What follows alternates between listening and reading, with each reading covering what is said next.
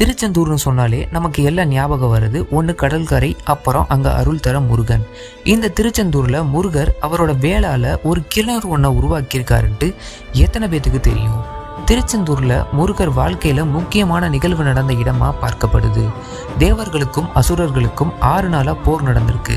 இதில் அசுரர்களை தோற்கடிச்ச அப்புறமா சூரபத்மன் ஒரு பெரிய மரமாக மாறிடுறாரு. இதை பார்த்த முருகன் அந்த மரத்தை 2ஆக பிரிச்சிடுறாரு. அந்த ஒரு பகுதியை சேவலாகவும் இன்னொரு பகுதியை மயிலாவும் மாற்றி அவர் கூடவே வச்சிருக்காரு. போர் முடிஞ்ச அப்புறமா படை வீரர்களுக்கு ரொம்ப தாகமாக இருந்திருக்கு.